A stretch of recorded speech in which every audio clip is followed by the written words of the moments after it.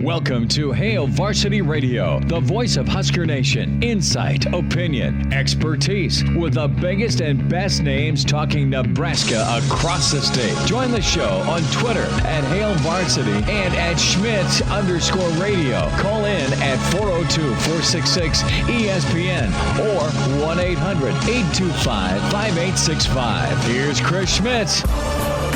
Welcome to it. It's Thursday. It's Hail Varsity Radio. We're presented by Currency. For all your equipment financing needs, go Currency. Chris Schmidt, Elijah Herbel. One of us is in studio. One of us is at the, kitchen island.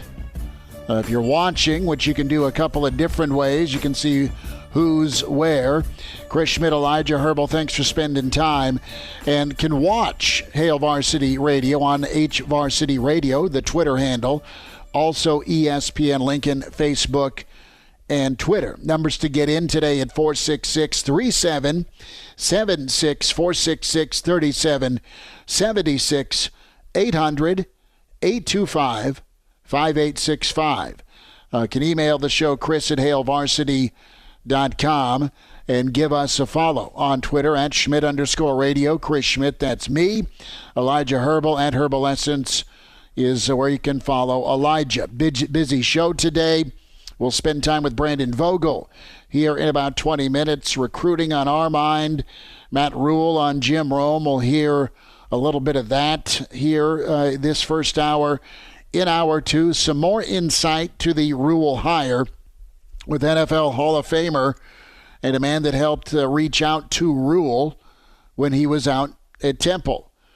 Dick Vermeil going to join us here in a little more than an hour. Gary Barnett weighs in on college football and reaction to the Rhule hire, just the lift that is going to be very real for Nebraska with Matt Rhule. And Danny Burke, VSiN Sports Network, around 5:40. You have the phone numbers, and you have ways to get in touch with us. Also on StreamYard, can comment there.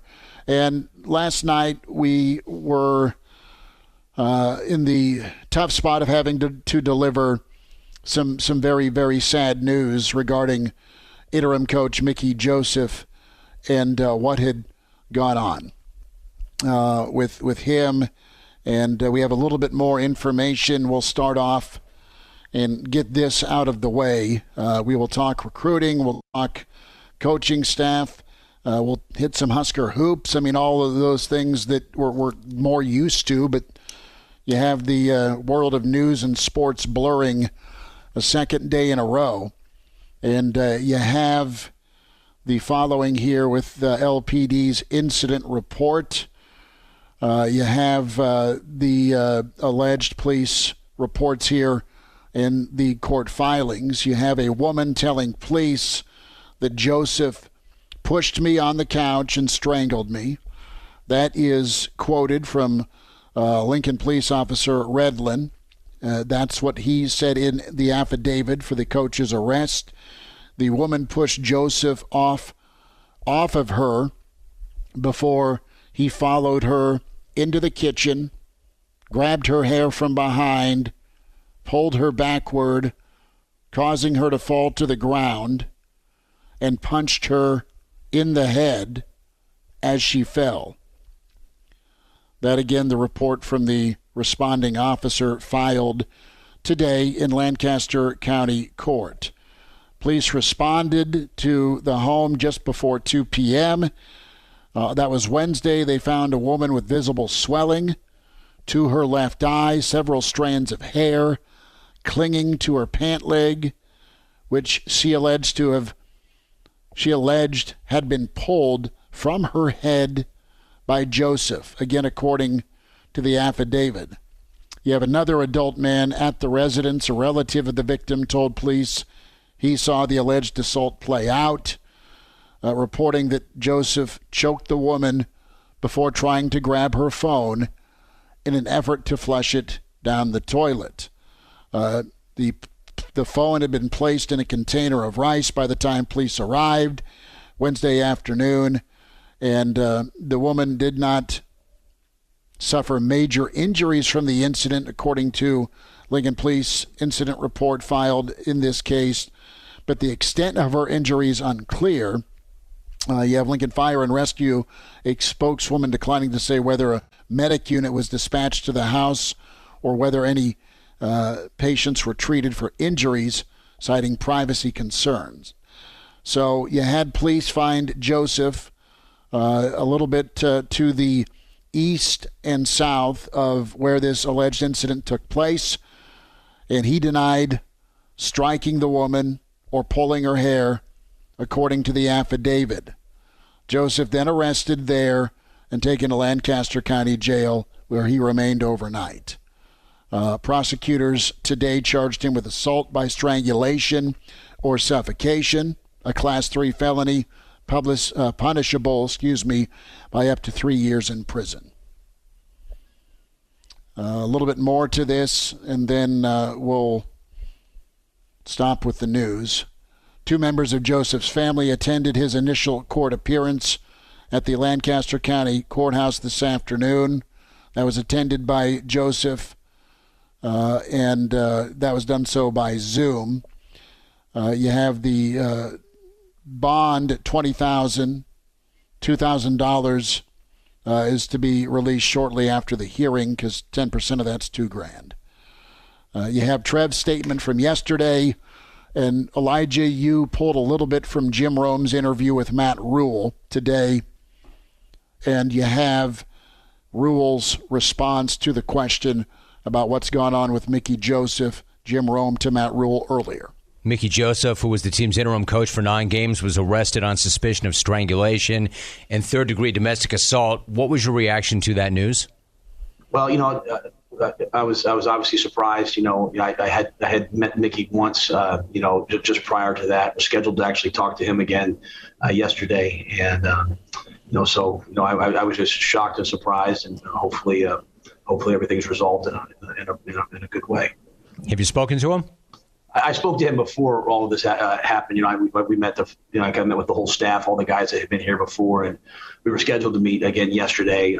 But then, obviously things have changed since then.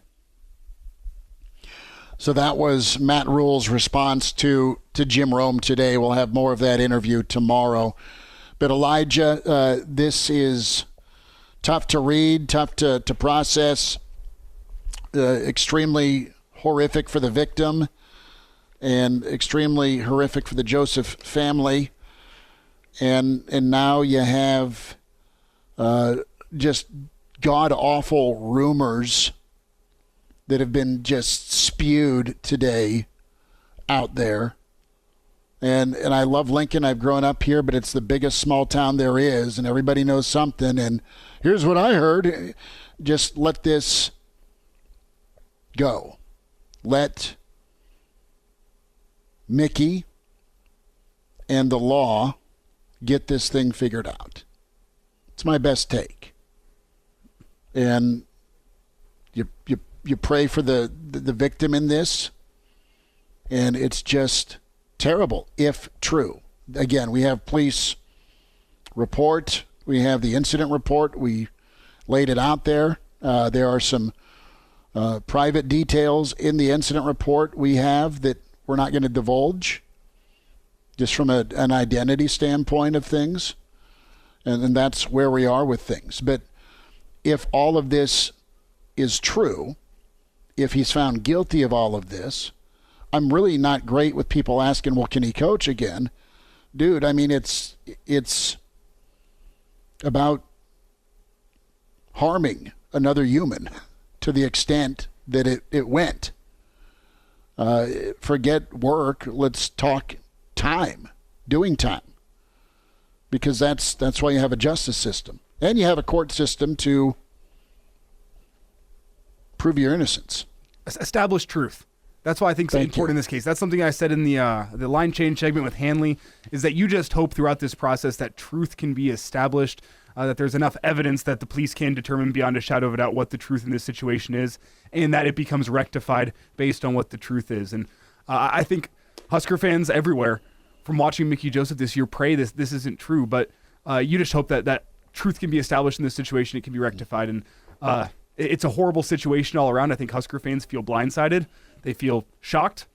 maybe they feel anger about this situation because you're absolutely sick. This report flies in the face of everything that you thought you knew about Mickey Joseph and the Mickey Joseph family, from social media to press conferences to how Mickey presented himself. It completely flies in the face of that. And that's why I think Husker fans feel so blindsided by this, and why it's, I mean, obviously should be a huge story, but why it's become such a huge story, just because it seems so out of character for everything that peers, former teammates, everything, what they have told you about Mickey Joseph. It flies in the face of that, and it's just a horrible situation. Truly, truly, truly just makes your stomach turn whenever you hear the details of what allegedly went down.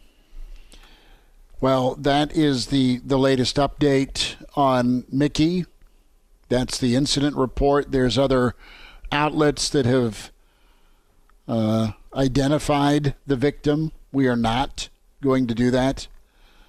And that is where we stand. And this is very, very, very awful with if what happened is true. And you have technology, is what I'm saying.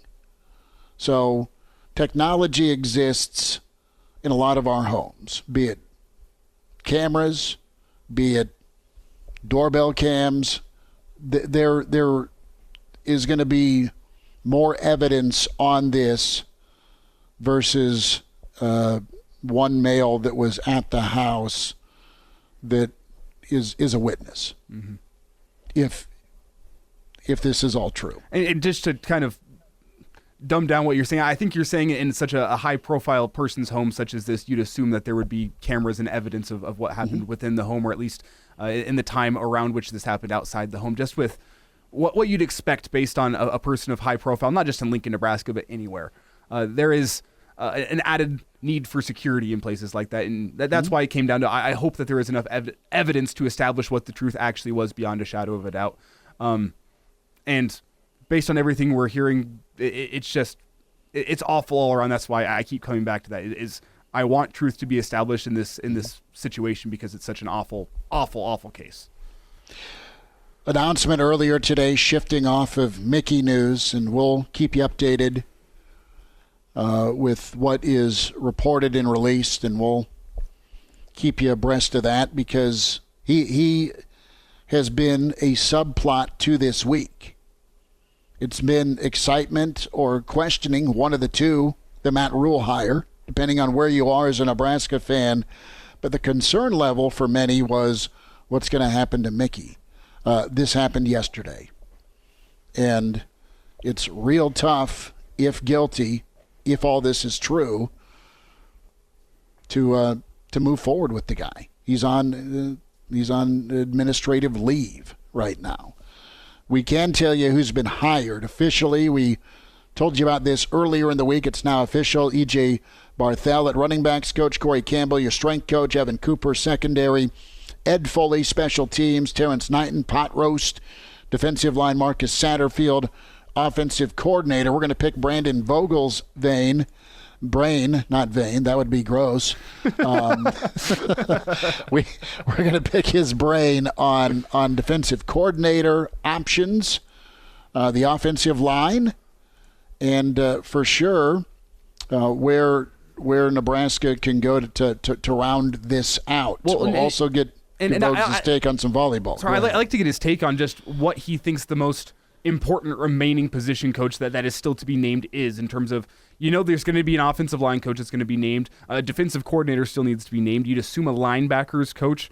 And based on what we're hearing within the past 24 hours, you'd assume a wide receivers coach would still need to be named as well. So I want to get his take on who he thinks the most important of that grouping is based on what we've seen. I know offensive line's been such a bugaboo over the past couple of years that is comes top of mind with how quick of a fix that needs to be, and with what Matt Rhule said in his press conference about winning along the lines of scrimmage.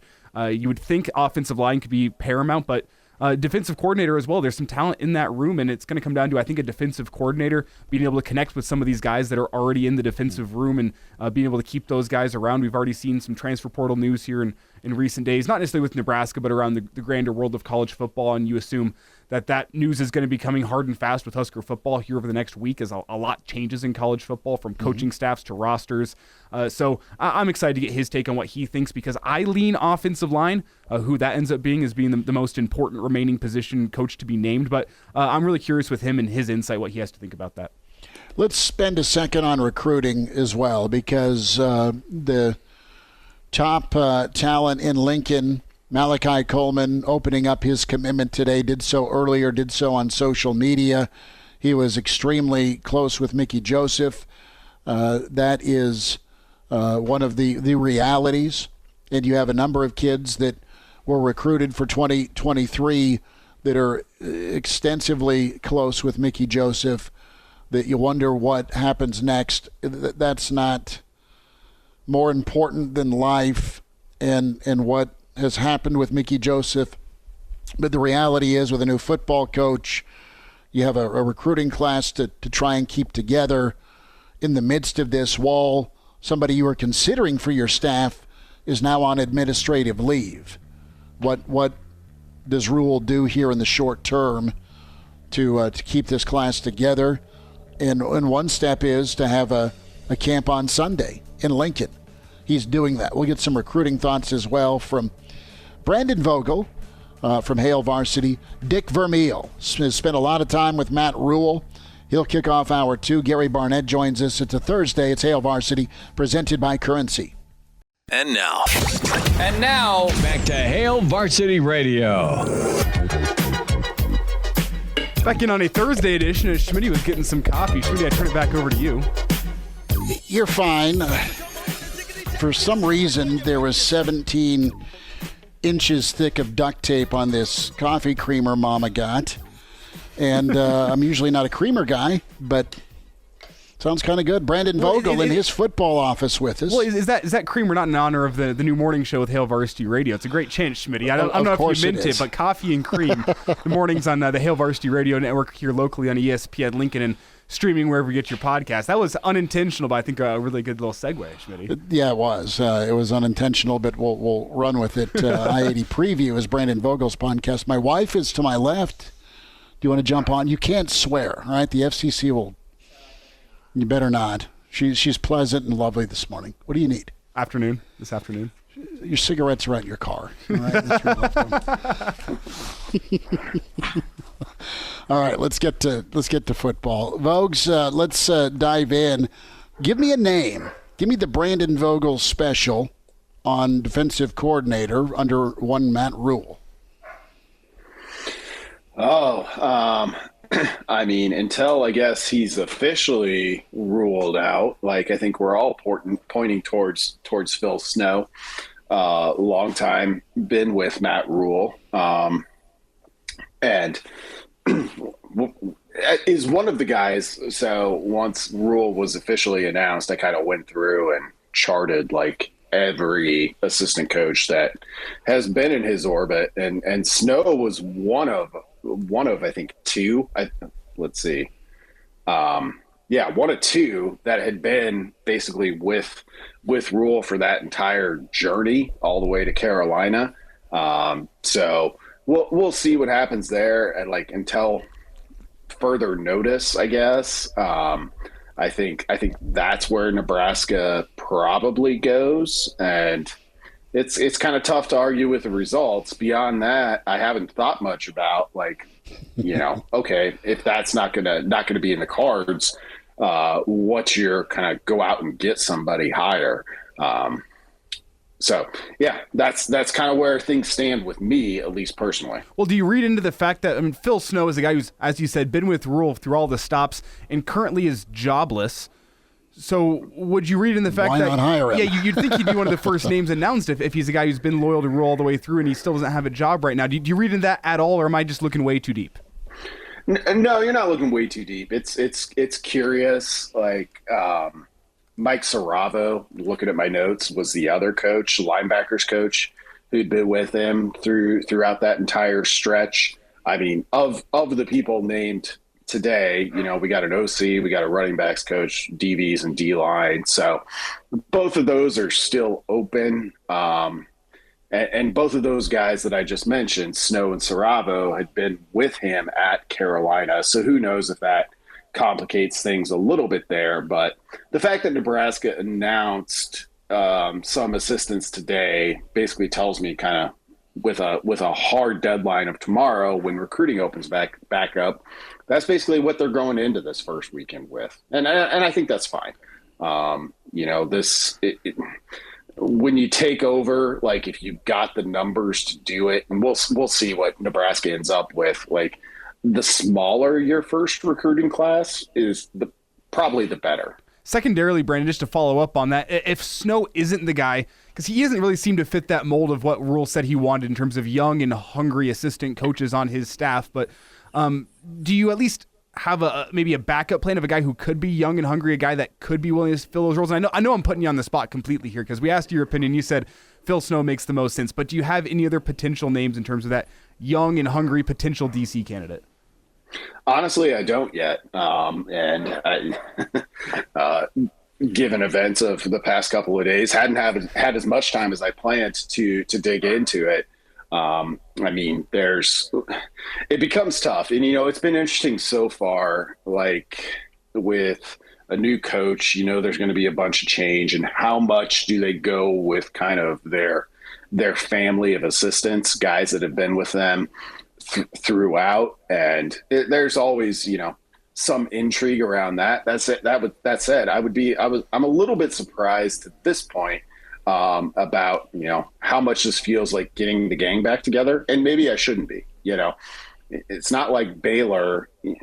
That's a Big 12 job. And it was in a tough spot when Rhule took over, but you get this job at Nebraska where there's probably a little bit more money available just by virtue of the conference that it's in. You wonder, like, okay, if you could hire any defensive coordinator, who are you going to go out there and get? And we'll see. Nebraska has the capability to do that. So that's obviously, with an OC announced today, I think biggest hire left, although maybe not the most important, if that makes the most sense. Brandon Vogel is with us from Hail Varsity, managing editor. Vogues, who is the most important hire? Do we go ding, ding, ding offensive line? Probably. I mean, it's kind of hard to look at the Big Ten West. It's kind of hard to look at Nebraska's history and not think that one has to be really good. And when you look around the country, O-line coaches frequently fly under the radar, just like offensive linemen do. But they're essential. I mean, they're really, really big. Like, and it's a hole Nebraska still has to fill. Like, I honestly wouldn't be surprised if Raiola is getting a little bit of a long look here for Nebraska. And that might strike some people as strange. Like, Nebraska's O-line didn't come out and blow anybody away based on the 2022 that they had. But that's a young coach still in coaching terms who knows? You never know all the context around things and how guys are going to do in an interview, how guys are going to mesh with a new boss potentially. So we'll see which way Nebraska goes there. Brandon, timetable, in your opinion, for finalizing this coaching staff, do you think it's going to be soon, or do you think this is something where they just need to get their bare bones, the guys they know in place right now, and it could possibly be, into the new year before you know what the full staff is going to be? What is your opinion on what this timetable could look like? Yeah, good question. I wouldn't hold out there being a spot or two that maybe takes a little bit longer, but I would be surprised if by middle of next week. So the fact that we got some people announced today tells me, like I said, this is who they're going into the weekend with. You'd love to have 10 people in place plus the head coach. You can go out there and recruit full throttle. I don't think that's going to be the case, but still, you've got a couple of weekends before that early signing period hits. So the sooner the better in terms of getting the rest of this staff fleshed out. I would be surprised if we went into the new year, not knowing a name or two, but not totally shocked. Brandon Vogel's with us. Brandon, there's a couple of layers to this, and I want to get your reaction to the Mickey Joseph news and more of the news with the incident report that came out. And then, not as important as life, but football staff reality, the administrative leave. There's a spot to fill on staff. There's a recruiting class that Mickey was vital recruiting for 2023. I mean, it's a big domino. Yeah, it is. And, we'll wait and see. We've got the, incident reports. We've got what we have heard from LPD, and that's kind of what we've got to go on. And it's just, it's a sad situation on a lot of fronts. There's, allegedly a crime here. There's a victim to that crime, if that turns out to be the case. Somebody who I think earned a lot of Nebraska fans' respect pretty quickly you're talking about potential disruption of family, careers, et cetera, et cetera. It spins so big when you stop and think about what allegedly happened yesterday. And it's tough. And I, more than anything, more than like wanting to know more about what happened or anything, I'm just kind of stuck with that feeling of sadness, because something happened here. And well, the timing was not great from anyone's perspective. And the timing I'm worried about the least of all, of course, is Nebraska football. Like, it's going to move on with the new information that is here now and the new information that continues to come to light. And that's kind of all you can do. It's kind of all anyone can do. Brandon Vogel with us here on Hail Varsity, managing editor at Brandon L. Vogel. Vogues, back to recruiting for a second. And what's the play here for Rhule with an assignment? Nebraska, Lincoln, Omaha, rural Nebraska, great Nebraska, where you get a lot of them linemen and other special talents. And then, obviously, the 500-mile radius that's so important, and even maybe more important in a world of portal and transfer when you feel like it. Yeah, I think, as a new head coach coming in, you've got to build those local bonds as soon as you can. Arizona State made its coaching hire announcement over the weekend as well. And the new head coach there immediately, literally the day he was announced, set up a Zoom with any high school coach who wanted to join.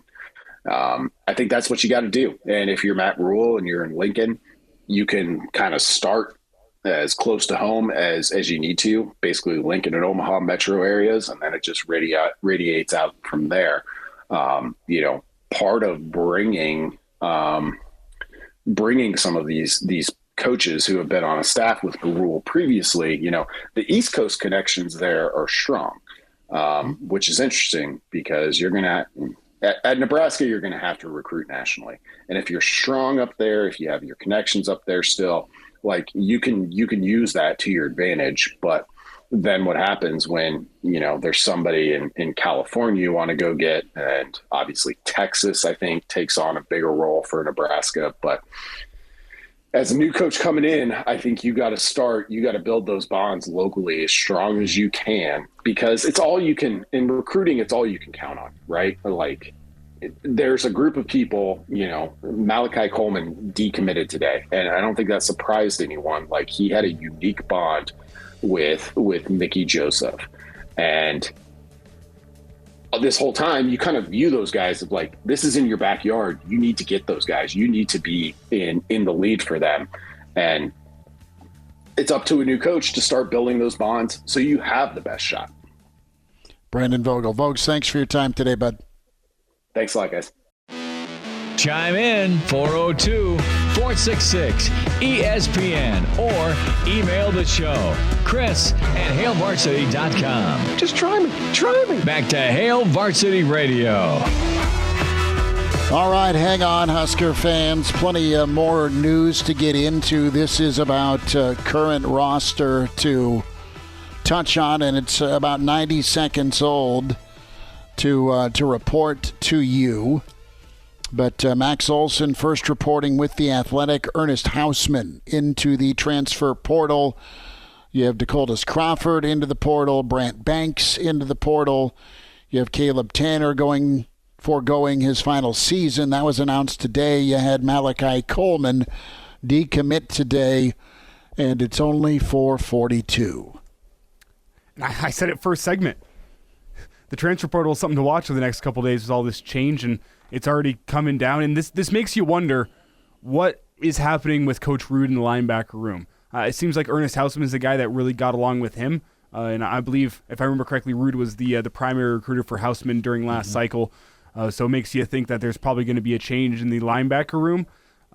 Offensive line room, you don't know with Brant Banks. Brant Banks was a guy behind a struggling offensive line that still didn't see much of the field this season, so that one makes sense. And then DeColdis Crawford's guy, primary recruiter Mickey Joseph. So that one also kind of checks out after a tough injury-plagued freshman season. So that's a quick fire 3 to learn about all within the 4 o'clock hour. And just going to warn you, Husker fans, there's a lot more that's going to be coming down. I don't have any names for you. I don't have any inside information for you there, but there's more names coming down. And just go through your checklist of guys that you thought were important Huskers this year, and I'd venture to say a good majority of them are going to be out, just based on not only change, but the Mickey Joseph situation as well, and just understanding the fact that we got a new coach coming in evaluating talent, and if I'm going to get a fresh start here, you might as well go get a fresh start if you're showing signs of promise at a place where you get a fresh start where 9-3 or 10-2 is more possible next season. And I'm not saying it's impossible for Nebraska fans next season, but let's be straight. It's a Husker fan full of guys that have not yet experienced winning at Nebraska, and they're looking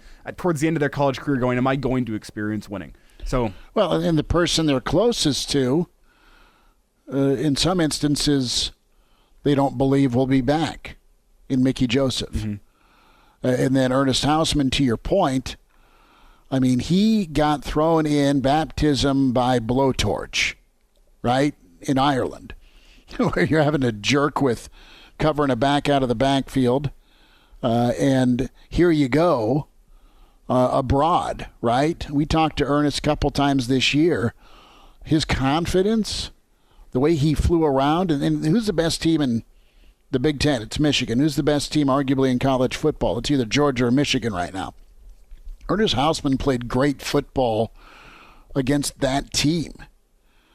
And it is just awful if you're a Nebraska fan to lose Hausmann.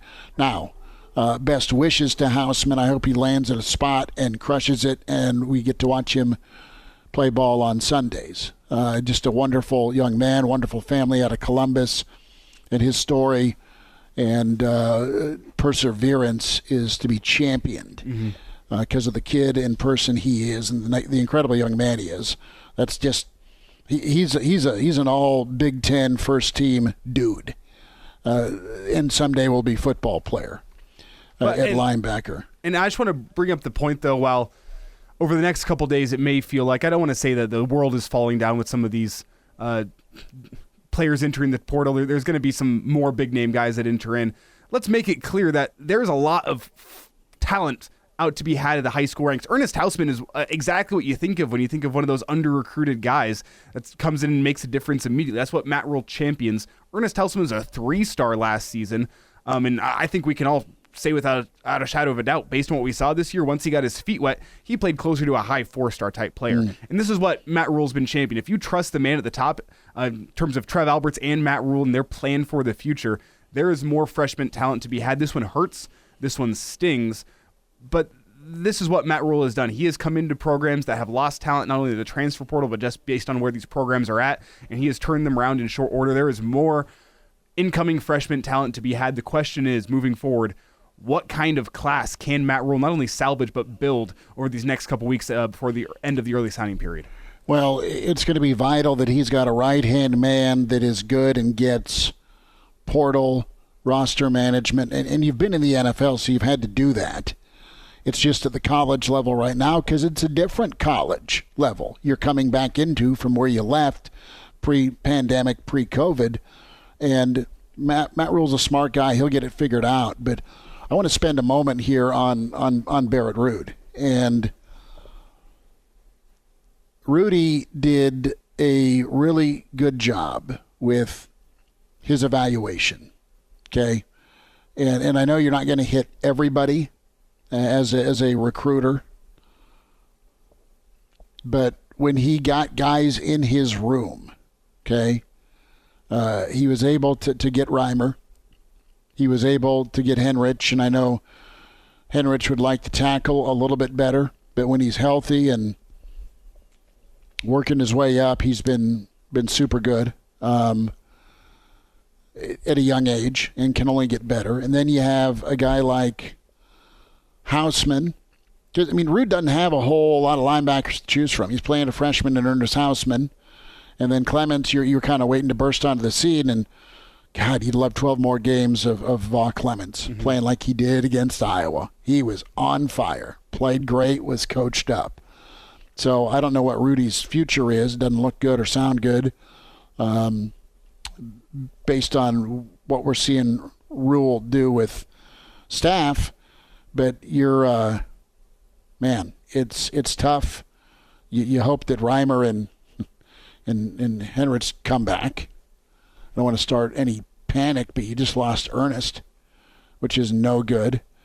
And you wonder if Quentin Newsom's going to go dip his toe into the pre-draft consideration or if he'll look elsewhere. What's Miles Farmer going to do, right? What's Hartzog going to do? Because he played great football. I mean, your core of the defense coming back next year, you were going to have Hausmann, you were going to have Reimer, you had Henrich, you had three dudes, three good ball players. Don't know what Ty Robinson's future is. Feast as well has played good football, really had a good year on the interior. And then you have Hartzog. There's five guys out of your starting 11 defensively that you were hoping and you pray will come back. Offensively, what do you have? Well, you don't know right now. You got a lot of young options at tight end. You've got some dudes on the offensive line that have been hurt, and you're not sure what you have at quarterback. Wide receiver-wise, it's problematic just because of what you're losing in Palmer. So, yeah, you want to talk about a tough year one potentially, unless you strike it rich in the portal or you convince the rest of your roster not to defect. It's going to be a lot of heavy lifting, man. And it's not even kickoff in Minneapolis yet. And can I make a little point to get back to Coach Ruud? Now, I think Ernest Hausmann entering the portal, it's not confirmation by any means, but it does make me believe that it's probably the last of Coach Ruud we've seen at Nebraska. Mm-hmm. Sure. I just want to say I spent one season with him. He was a volunteer assistant coach at Lincoln Southeast, coaching the linebackers, and bar none, he's the best coach I've ever been around in my life. He turned some guys who weren't football players into some really good football players at that linebacker position. That was a great year spent with Coach Ruud. He was a phenomenal coach. I think he'll land on his feet somewhere if it's not at Nebraska, but I just want to take that moment to give that personal little story of Coach Ruud was one of the most phenomenal coaches I've ever been around. He's a pro, great family. We'll wind down hour one on Hail Varsity. And now, back to Hail Varsity Radio. One final time this hour, it's Hail Varsity, presented by Currency for all your equipment financing needs. Go Currency. Chris Schmidt, Elijah Herbel. Coming up in about 10 minutes, we'll spend time with Dick Vermeil, Hall of Fame coach, NFL. You know him from the greatest show on turf with the Rams, also with the Chiefs, and a Super Bowl run before some of us were born, or we were real little, with Philadelphia and Ron Jaworski.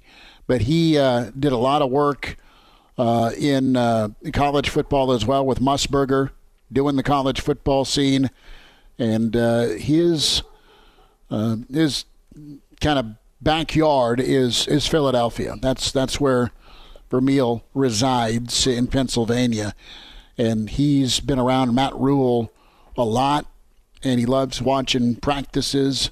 And Dick Vermeil really was an early voice for Matt Rhule when he was starting out with Temple. So we will talk about that connection with Dick Vermeil and Matt Rhule. We'll have more of the Jim Rome interview with Matt Rhule. We'll have portions of that for you tomorrow. And Gary Barnett will be with us. We'll get Barney's take on Mickey Joseph, the coaching carousel, the Matt Rhule hire, and then the weekend of college football. Danny Burke will help us pick some NFL action this weekend. Are you going to lose another steak and a beer on tonight? Bills and Patriots? Yeah, or should we skip? Should we figure out a steak and a beer for this weekend? You know what would be fun? Friday night steak and a beer for USC and Utah we can talk about in the Saturday morning show. That sounds fun. Or we could even go further and we could double down on that steak and a beer. Then Saturday morning we could pick the United States and Netherlands in World Cup action just to make you watch that game, because I want you to watch that game real bad. I wouldn't. Well, there's no more ties at this point in the World Cup. We're finishing up the group But they're not stage. going straight to a shootout. And Vogel loves soccer as much as you do, and is adamant about it being the beautiful game. It is. That's what he's texted me before. It's like it's a beautiful game. I'm not sure I'd call it the beautiful game, but it is the world's game for a reason. I think that's what makes it so special is among any walk of life, anyone you meet in any country ever. I've been random places where I've run into. I was at Lollapalooza in Chicago, and I ran into a guy who was traveling from France, and he was wearing a Tottenham Hotspur jersey while I was wearing a Tottenham Hotspur jersey, and we connected for like 20 minutes at the porta potties talking about Tottenham Hotspur, and then he realized you were an American, and he put out his Parliament on your back. No. See, there's respect among fans. Like if you meet an English soccer fan who goes, oh man, I watch the Huskers every single Saturday, you'd immediately have some talking point. Even if he is not as knowledgeable as you have a talking point and you have a connection point. And that's what I think is so special about the game of soccer, is that it is 100% worldwide. And while parts of it may not be beautiful, I can understand what is beautiful about the game, and that's the fact that there's only one commercial break during the entire game, and it's during halftime. You get a whole 45 minutes of action, no commercial break, and then another 45 minutes of action, no commercial break. That is fantastic. Now, Dolman's already, trying. He's on with us tomorrow at 5. He's already saying, "Hey, Brock, can we go to the single barrel for old time's sake?" He's wanting another Friday roadie to the single barrel, so we can get a monster steak. That sounds good, even this soon after Thanksgiving. Well, that's why I'm trying to avoid the steak and a beer bet. I'm trying to avoid the tab for that one. Where's Elijah? Where'd he go? Said his tummy wasn't feeling well. We'll never see him again. Dick Vermeil on the way, and Gary Barnett. Hour 2 coming up. It's Hail Varsity, and we're presented by Currency. Welcome to Hail Varsity Radio, the voice of Husker Nation. Insight, opinion, expertise, with the biggest and best names talking Nebraska across the state. Join the show on Twitter at Hail Varsity and at Schmidt_radio. Call in at 402-466-ESPN or 1-800-825-5865. Here's Chris Schmidt. Back into it. It's Hour 2. It's Hail Varsity Radio, presented by Currency. Let's find out more about Nebraska's new head football coach, Matt Rhule. And pleased to be joined by Hall of Fame coach, the NFL, Dick Vermeil, a Super Bowl champ with the Rams, a Super Bowl appearance with Philly, and a great run in Kansas City. Coach Vermeil, pleasure to speak with you again. How's your day? I'm doing fine, thank you. Yeah, I'm looking forward to talking about Matt Rhule. I'm a big fan of his. Well, Coach, let's start with when you first met Coach Rhule and your guys' coaching relationship. When did that start? I met him when he was the head coach at Temple, and I used to go to 1 or 2 practices a year because a very personal friend of mine was on the board at Temple University, and we would go watch him practice. And I was always impressed with the job that he was doing coaching. And then when he goes on to Baylor and did what he did there, it impressed me even more. Coach, I think I read somewhere, maybe with The Athletic, that early in his time at Temple, you had reached out to Coach Rhule and given him some advice after a tough start to his tenure there. Well, I probably did. You know, I live here in the Philadelphia area, and I respect the school. I have friends on the board there, and I'd like them to be successful. It would be great for the school. And when Matt got him going, it proved how successful and what kind of a contribution a good football program could make to the school. You know, they beat Penn State, they almost beat Notre Dame, and the school was on fire. So Matt did a beautiful job. Really fast, Coach. Can you speak on just how difficult it is to go win at a place like Temple? You've heard that a lot from people around the country, that what was really impressive about Matt Rhule is not how quickly he built Temple, but the fact that it was Temple. Can you speak on that for a second, just what kind of job it is to go rebuild a school like Temple? Well, first off, it's a great university academically. Mm-hmm. The problems are they don't have the same facilities of most of the schools they compete against, and that negatively influences young kids making a decision where they're going to go to school. So they have to do an extra fine job of recruiting, selling the football program and the academics, and not so much the facilities, and back it with performance on the practice field, providing great structure and discipline and tempo. And Matt Rhule did all of that when he was here at Temple because I watched him do it. Tell me a little bit about Coach Rhule's coaching style. Dick Vermeil is with us. What stands out? You've seen a lot of coaches. You've competed and coached against some of the greats. And how does his style and his methodology and philosophy, how has he been able to turn that into winning? I mean, his personality. Tell me what makes him such a high-level guy, aside from the wins that's been proven in his past stops. Well, I thought he always had great structure, a deep philosophy of how to coach, communicate, teach, how to hire, how to lead. And I think there was always a little air of toughness about him. I think, in office, obviously, I think he inherited a few great qualities from Bill Parcells the time he spent with him. And those kinds of things.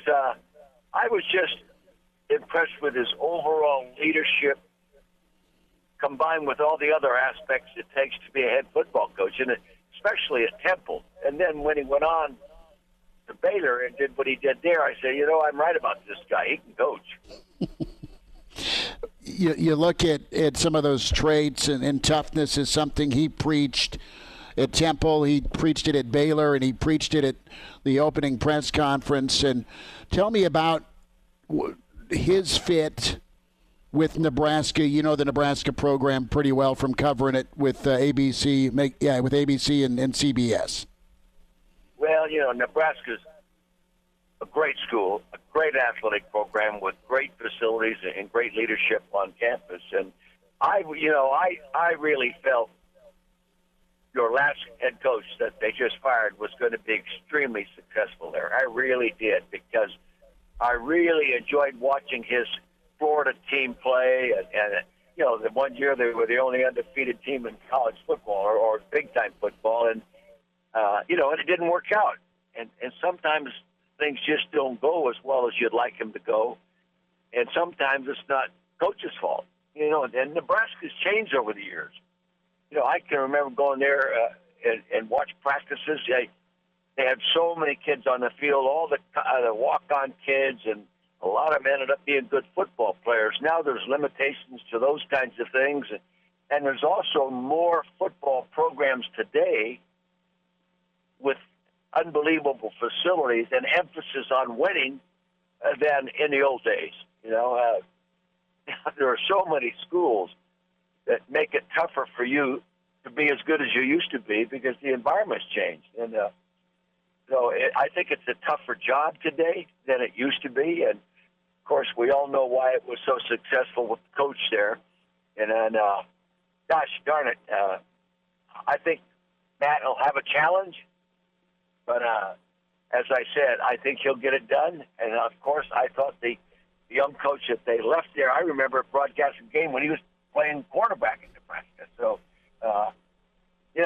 it's not as, let's say, easy as it used to be. That's all. It's a little tougher. And the evaluation process is a lot tougher.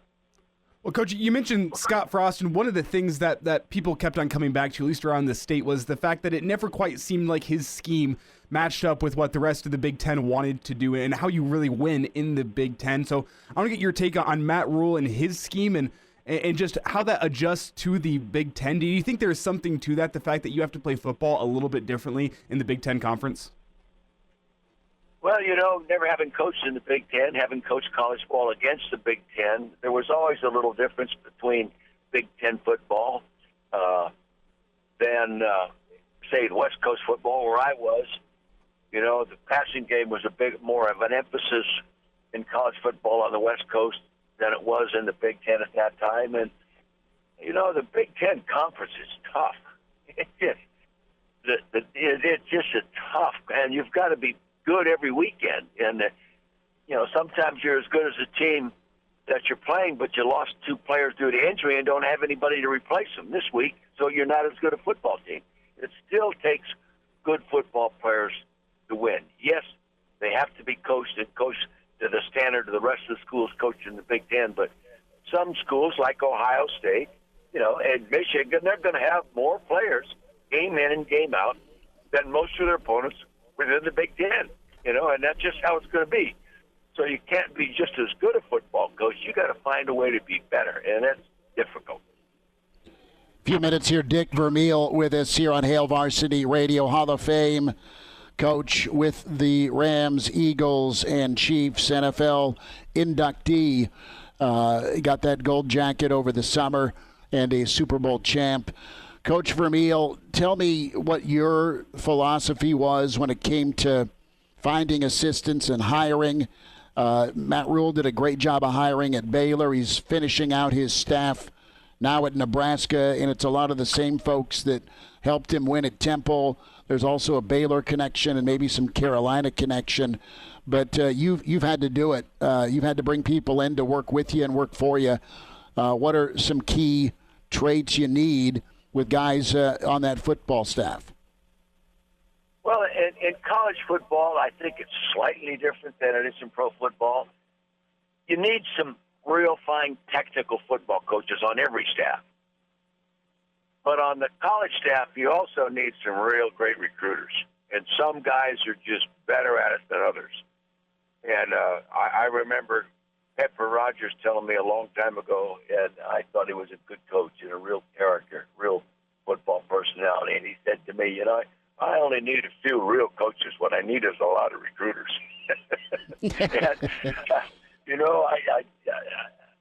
And, Nebraska it's a great football state. But you can't lose a great player in Nebraska to Ohio State or to Michigan or to Iowa or to Wisconsin and still be a successful program. Because you can't get everybody out of Southern California or other states that have great play players to come to Nebraska anymore. Everybody's done such an intense job in recruiting these kids and showing off the facilities. No, I haven't been to Nebraska in a long time, but I know they have good facilities. Yeah, I was at Clemson 2 weeks ago to watch them play and see their football program and their facilities. It's second to nobody's. I mean, it is absolutely unbelievable facilities and a major factor in recruiting positively. So, but it's going to be tough. It's going to be tough for Nebraska. It's going to be tough because they've got to beat, Ohio State, Michigan, who are consistently going to be deeper and maybe have a few more what you call really blue chip players. And but if there's anybody can do it, like I thought Scott could do it, I really did, and I still believe he's a fine football coach. But Matt Rhule has a little more exposure now. He's been in the NFL. I guarantee you, he learned a lot about coaching football in the NFL. Okay, because there's no such thing as a bad team, or no such light schedule or anything like that. Everybody's good. Everybody has good players. Similar to, in a way, the Big Ten is. But I think Matt could add a degree of scheme, things he learned in the NFL from the other great coaches. All coaches steal from the other guy. It's a copycat game. And I think he'll add that. And there's no substitute for his wisdom and experience. And, he'll do some things better than he did them in Carolina because he recognized it didn't work in Carolina. Then he'll find a better way to do it. And he'll go back to some of the things he's done in Baylor that were extremely successful that will help him there that maybe not as effective in Carolina. So I'm anxious. I'm interested, very interested in seeing how it goes. But it'll take some time. It'll take some time. Coach Dick Vermeil's with us here on Hail Varsity Radio talking Nebraska's hire of Matt Rhule. And, Coach, you talked about learning lessons from the NFL, and I'm going to turn this back to your career just briefly. As whenever Matt Rhule took the stage on Monday and with his introductory press conference, he really captured the room. Seems like he's a very gifted communicator, and part of that seems like it stems from his father, who was a minister, and he really seems like a minister when he's up there. But he captured the room, and I want to ask you, you're a guy who took a hiatus from your coaching career in order to get into broadcasting and learn the ropes of communication a little bit. So I want to get your take on just the importance of effective communication as a head coach. How can it help you? Or I guess on the flip side, how can it hurt you? What did you learn from your broadcasting career and taking it back into coaching? Well, the number one thing I learned, because I was on everybody else's practice field, including Nebraska's and Bill Snyder's at Kansas State, Tom Coughlin at Boston College, the great coaches, all around the Big Ten, all around the United States.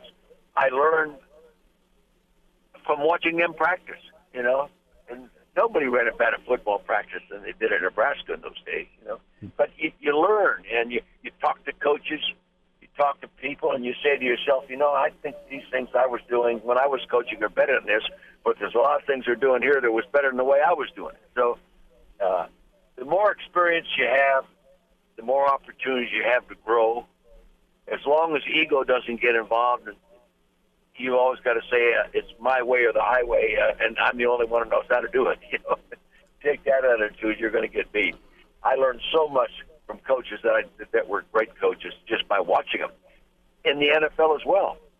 So I think Matt will bring some of that NFL experience to him because he coached against some great coaches, and I'm sure he learned a lot of to-dos and a lot of not-to-dos. You always do. Dick Vermeil's with us here on Hail Varsity Radio, Hall of Fame coach. Coach, going to switch it to one of our favorites. We love having him on and getting a chance to see him, Grant Wistrom. You drafted Grant. You guys went to Super Bowls. You won a Super Bowl. You're one of his favorites, absolutely. He was smiling when we talked to him with your Hall of Fame induction. And tell us a little bit about your relationship with Grant. Well, I had the opportunity to broadcast a number of Nebraska games all through his career with Brent Musburger. And I just admired how he played the game. And I recognized when I had an opportunity later in my coming back into pro football, I like building a football team with deep character. Now, it has to be backed by talent. But there was no question in my mind in my second year there in the draft that I was going to draft Grant Wistrom if somebody didn't before me, because I wanted him to be an integral part of rebuilding, because he's a guy that can infect your other players with just by his example, let alone his ability to play. He was a little bit undersized, but it didn't matter to me, and I passed up a couple of guys that are going in the NFL Hall of Fame to draft him because I believe so much in him. And I say to myself today, I made a hell of a good decision. I wouldn't trade him for anybody because his contribution would go deeper than just how he played the game. It's how he practiced, how he came to meeting rooms, his own temperament, and how bright he was as well. So I know I love the guy. He's one of my all-time favorite guys. Dick Vermeil, Hall of Famer, with his thoughts on his relationship with Matt Rhule and his time with Grant Wistrom. Coach, it was awesome to spend time with you. Thanks for giving us a few minutes today. All right, thank you. I appreciate the opportunity. Take care. And now, back to Hail Varsity Radio.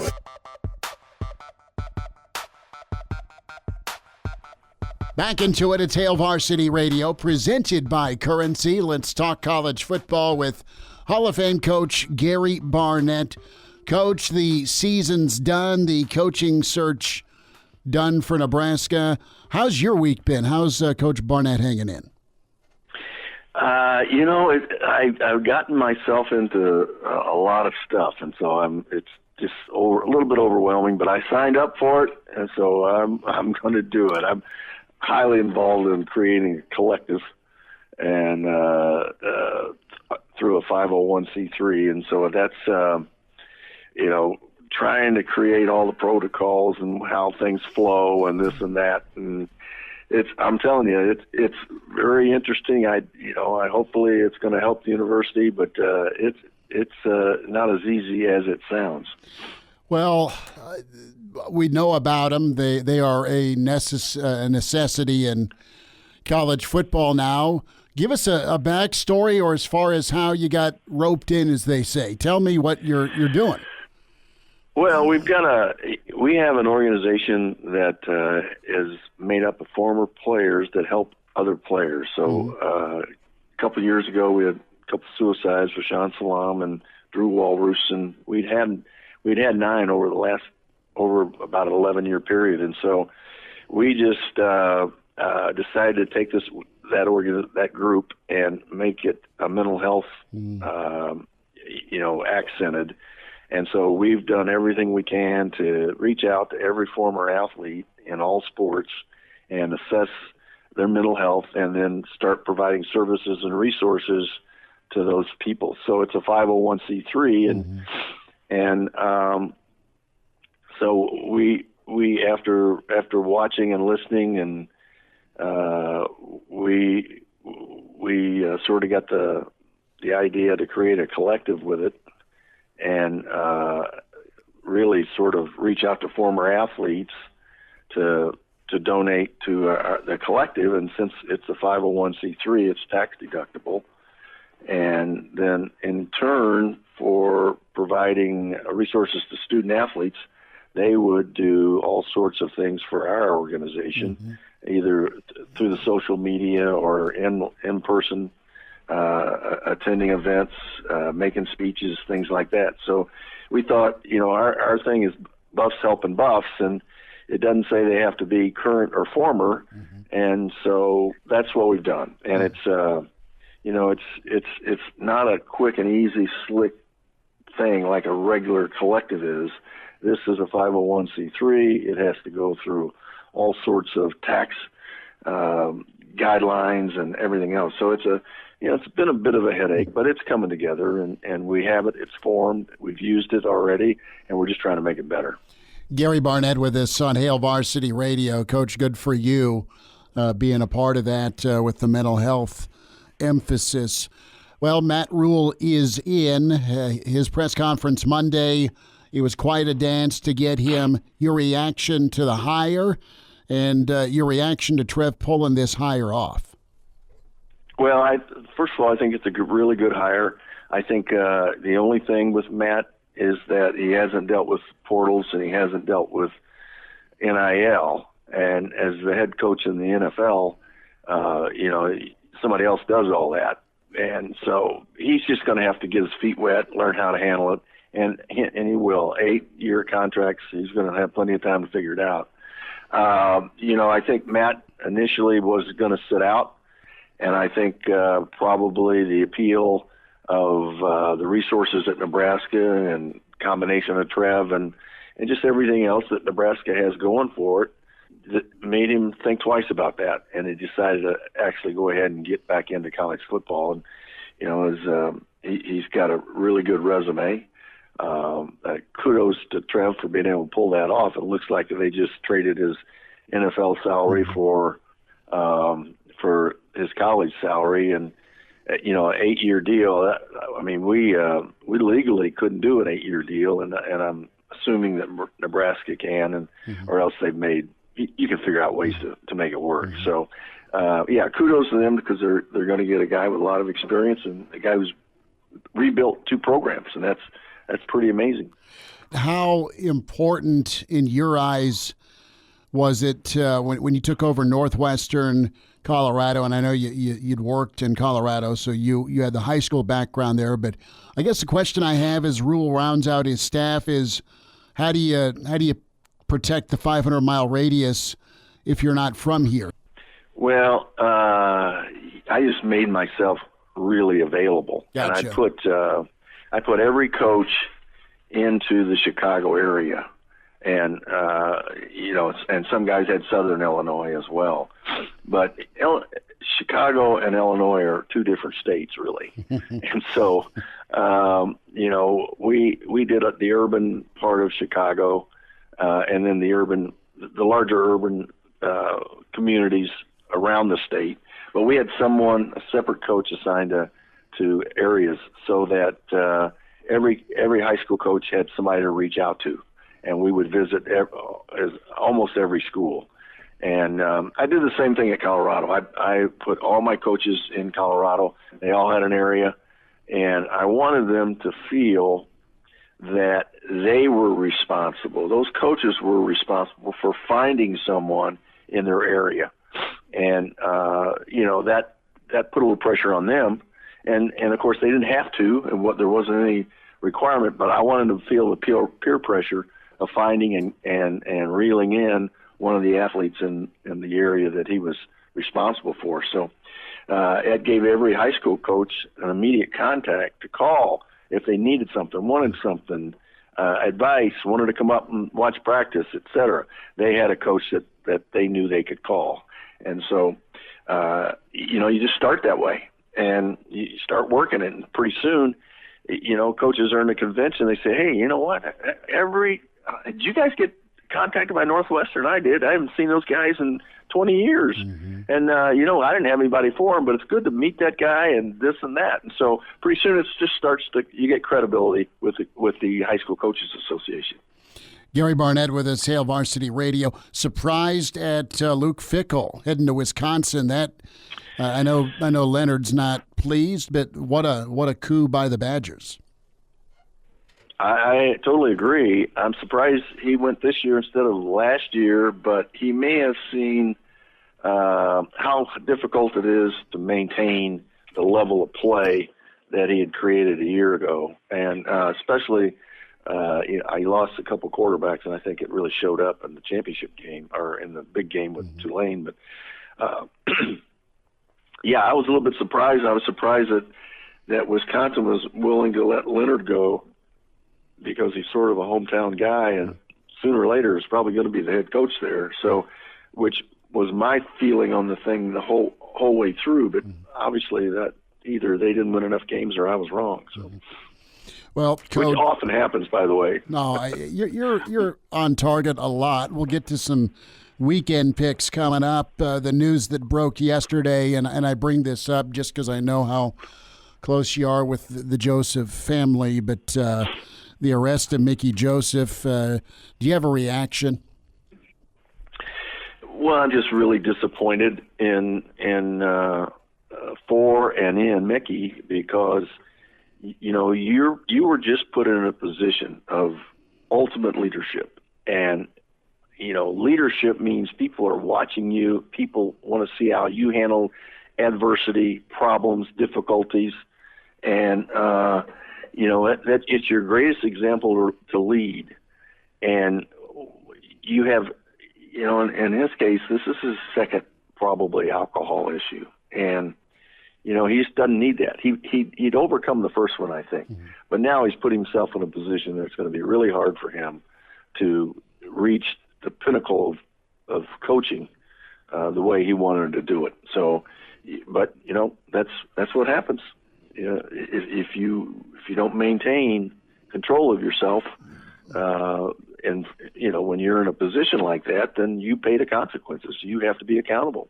Ultimately, we'll see, but. I think this will be an accounting for Mickey. Coach, weekend games. We'll start with Friday, Utah SC for the Pac-12. What do you feel in there? -2.5 Trojans. Well, I tell you, it's hard to beat anybody twice, and Utah is the only team to beat SC, and they did it in overtime and went for two on the first touchdown, and that's how they did it. And so Utah is a very physical team. I'm not sure how, if their tight end, Dalton Kincaid, is healthy, then this is going to be a great game to watch. I don't know who wins this thing. SC has just been living a little bit on, they create a lot of turnovers, and that's how they do it because you can move the ball on them. And Utah did that in the first game. So I don't know where this thing goes. USC is favored by 3. I would think that's about right. And like I said, it's hard to beat anybody twice. So I think I'd probably go with SC if you made me do it. About TCU, keeping with the beat 'em twice theme. Oh, I know. And I sort of feel for TCU because they've already beaten Texas or Kansas State once, but hard to beat. And they had to come from behind like they have in 5 of their games to do that. And it's about the same spread. I mean, it's 2.5, I think. So, hard to beat anybody twice. But TCU is just, they're playing at such a high level, and I think I've got to go with TCU, but I would not be surprised to see Kansas State beat them. Give me a thought here with the playoff spot. Do you like Ohio State sneaking in or getting in if TCU or USC stumble? Yeah, I'm okay with that. I'm okay with it. Do you think Ohio State's a better team than TCU or I think it. I probably think that way. USC, yeah. But the only quality game that Ohio State has is probably Penn State and Notre Dame, and then everybody else is not. And you look at TCU coming out of the Big 12, which maybe the Big 12 doesn't receive that much cred, but I'll tell you that's top to bottom. That's been the most competitive conference this year. So I think TCU has a real argument if they're a one-loss team to stay in there, but I don't know. Ohio State has a big drum they beat, and it'd be hard to bypass it. Gary Barnett with us. Coach, last thought, any shot of LSU upsetting Georgia? Yeah, I think so. I don't think I don't like that spread. I would be taking LSU in the spread, but the points. But I don't think that they're going to win the game. But LSU is sneaky good, and he's done a good job there. But I don't think they can pull it off. Gary Barnett with us. Coach, have a good weekend. We'll chat soon. Thanks for your time. All right, Chris. Thanks a lot. And now, back to Hail Varsity Radio. Back with you. It's time for Burke's Best Bets. Hail Varsity Radio. Danny Burke from VSiN Sports Network at Danny Burke 5 on Twitter. It's where you follow him. Weekend coverage, of course, all the college football and NFL action. Pride of Chicago, how's the week? How are you? We're doing all right, Schmitty. Just getting through this colder weather period. College football's slowing down, but at least I finally got to brag to my sister and all my Iowa friends that the Big Red came over on top. So it's been several years in the making. So that was a fun win to watch, and a nice cover for Nebraska catching double digits against a team that was always struggling to score double digits. It didn't make much sense, but looking forward to the championship games this weekend. Danny, did you personally have the Huskers covering the points? Did you have the money line? Did you have anything? Did you stay away? Well, tell me a little bit. No, yeah. I took Nebraska plus 11. That was the quickest and probably heaviest college bet of this season for myself. I know I was saying that about Wisconsin, but this Nebraska one was the next one in line. Because, again, it was just not even being objective. I mean, you've seen how these teams have played year and year and year in the past, except for a couple, and you knew that they were going to be fighting for their last game of the season. And if Casey Thompson is their quarterback, or when he was their quarterback, he gave them a fighting chance, whereas Petrus gave Iowa no chance. The defense that gave them a chance, and Nebraska's defense was actually improving, so you figured if they did lose, it was still going to be within a one-score game, and then they'd go and win it outright. So I'm not shocked they covered at all, and, yeah, that was probably my favorite single-game college bet of the year. So I was all over plus 11. Well, are you jumping on minus 17 for the Big Ten championship game? Purdue, it was the who's going to back in from the West versus Michigan, who, well, let's just say they were able to do whatever they wanted body blow-wise to Ohio State as they ran all over Ohio State in that fourth quarter. That game says a lot about Michigan, don't get me wrong, but I think it screams more about Ohio State because Michigan was clearly just the better coached team and can make adjustments and very disciplined. Now, when you're looking at this game against Purdue, of course we don't actually expect the Boilermakers to win it, right? But the good thing about Purdue is at least they can give you fireworks here and there. Not only since Blum has been head coach, but with Aiden O'Connell as your quarterback, you still can generate some offense. And I was talking to some colleagues about this game, and I thought they had some pretty good points that, look, Purdue's obviously house money in this game, right? They really have nothing to lose. Obviously, they have the game to lose, but aside from that, nothing truly do they have to lose. So they can go out there and empty the playbook and really just let it all hang loose and try some kind of trickery, not play with any pressure, and see what they can do against Michigan. And, hey, maybe it only works in the first half, but if you're giving me that substantial amount of points, I still think I'd rather take it with the Boilermakers than I would laying it with Michigan. I get that they understand the pressure, and we kind of had this talk last year, like, ooh, Iowa, they may keep it close. Well, O'Connell's a way better quarterback than Petrus. That has been established time and time again. And Michigan has had their issues. You look at that Illinois game, a game they probably easily could have or should have lost. I still look back to that Maryland game and just still not fully in on this Michigan team. Do they deserve to be where they are? Absolutely, 100%. I would not be putting my money on them, though, over Georgia or over USC really right now. I mean, well, USC, their defense is kind of an issue, but the point is I think Michigan could falter in a huge favorite role like this with a team like Purdue who, again, can just let it all hang loose. So I would be gravitating more toward taking the points with the Boilermakers if I'm getting 17 or better. Danny, to the NFL, Kansas City is at Cincinnati. Bengals -2, hit the Niners, and Finns -4, San Fran, and then you have the Jets and Vikings -3. Well, starting with that Cincy and KC game, you remember they played twice last year, and in both efforts, the Bengals came back from double-digit deficits at halftime. So you got to think KC will be ready for this one. I have no doubt in my mind about that. But when you look at these numbers, and for the fact that Cincy's getting Jamar Chase back, I think this makes the Bengals as a live dog, without a doubt. I mean, you've seen the market move their way from 3 to 2 in the hook, and it's not like me saying them a live dog is anything outlandish. They're only a 2.5-point underdog. But both of these teams offensively in the first half are great. They're both top 5. Second half, KC's leading the league. But this is where the difference comes down to. It's Cincinnati's second-half defense. They're allowing opponents less than 8 second-half points per game, and that's been a constant theme throughout this season. So I think their defense is really going to give them the big advantage at the end of the day, to where May gave them an advantage to win it outright. But just for that security net, guys, what I did is tease up Cincinnati, and I paired them with the Baltimore Ravens going against Elijah's Broncos. So I teased down the Ravens to -2.5 and teased up in the Bengals to +8.5. So hoping that if the Bengals do lose, it's going to be by a touchdown or fewer, which they should be more than capable of doing with the offense they have. Jamar Chase back in the mix at home against his KC defense. So that's how I'm approaching that game. For Miami and San Francisco, this one's going to be fun. It's going to be like chess, right? You got two of the younger, smarter, analytically driven coaches in Shanahan and McDaniel. I think the 49ers are the right side. I think they do win this game, but I'm not infatuated with laying 4. Again, in-game angle, if I can get under 3 or a better money line price on the 49ers, I think that's the way to go, because as great as Miami's offense is, don't forget the 49ers have one of the top offenses in the league as well. And the difference here, where the discrepancy is, goes on the defensive side of the ball. You have a top-tier defense in San Francisco, both in the red zone and overall in yards per play. They're allowing the fewest. Miami's defense, well, man, that's Swiss cheese all over the place. I mean, they let the Texans come back in the game. The Bears could have easily beat them. There are several instances where Miami's had close calls to where they really shouldn't have. But that's what's going to be their Achilles heel in the playoffs, and I think that's what's going to be their Achilles heel in this game. It's their inept defense that is just really their weak part of the game.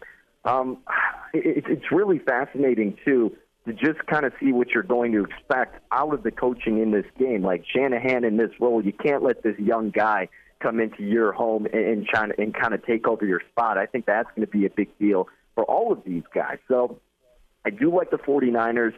Again, I just don't like laying over the key number of 3 in this game. So I'll wait to see if Miami maybe gets a quick touchdown and then jump in on the 49ers. As for that Vikings game that you mentioned, Schmidty, I want to get in on Minnesota. I do, but I don't know, all the analytics and the numbers are kind of telling you that the Jets should be the better team in this game. And just by the eye test, Minnesota does play a lot of these games closely, but usually they find an edge in those close games at home. If this were on the road, I absolutely would not want to be playing Minnesota.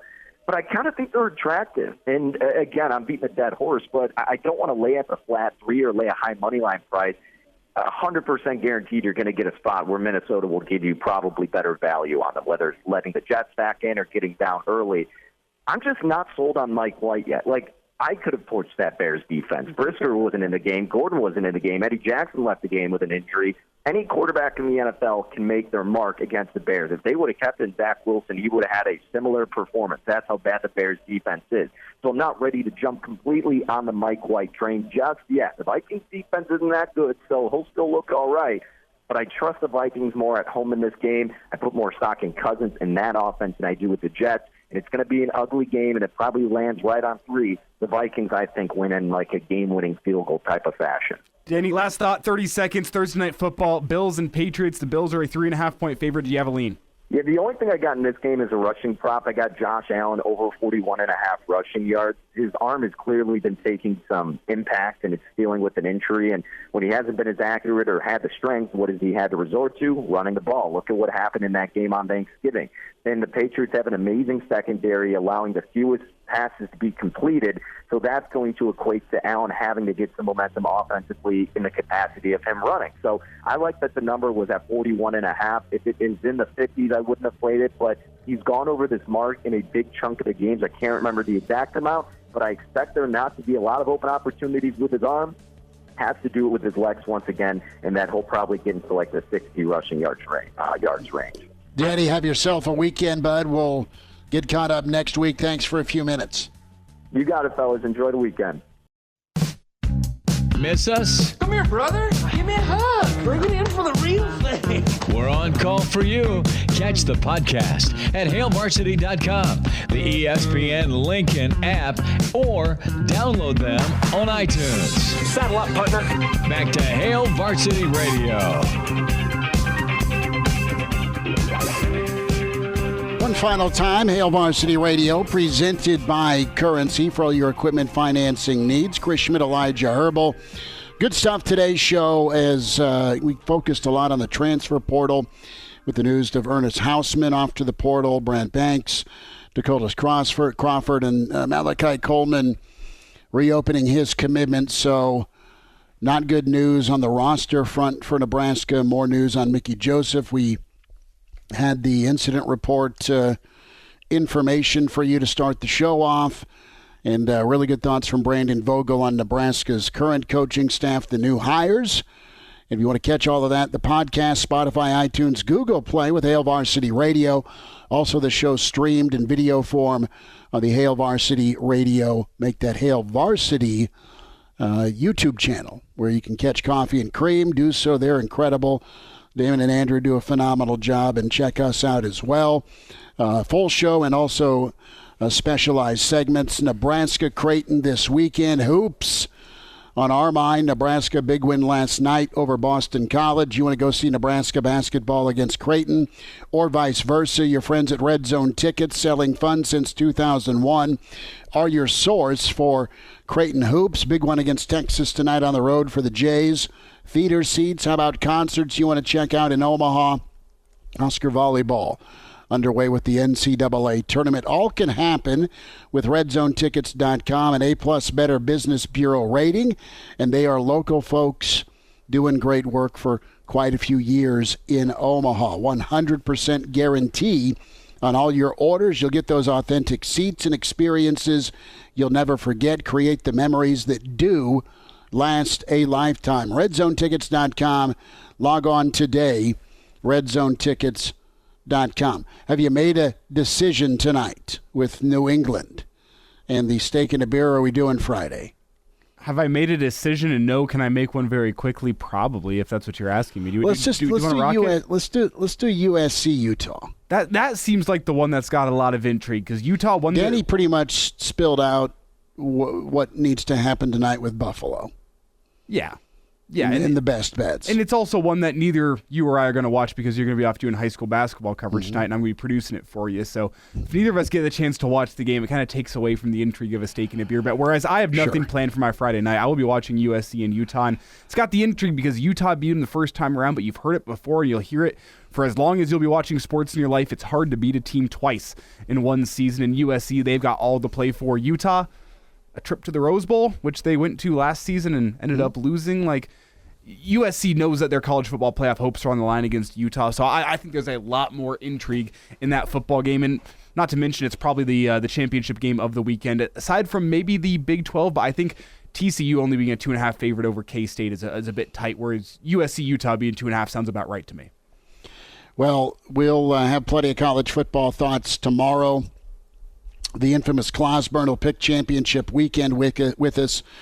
Brady Oltmans from Hale Varsity. Jacob Padilla going to join us in the Pride of Fairbury Bill Dolman tomorrow for the Friday edition. So we're loaded up. Reminder to get buckled up, hands on the wheel, eyes in mind.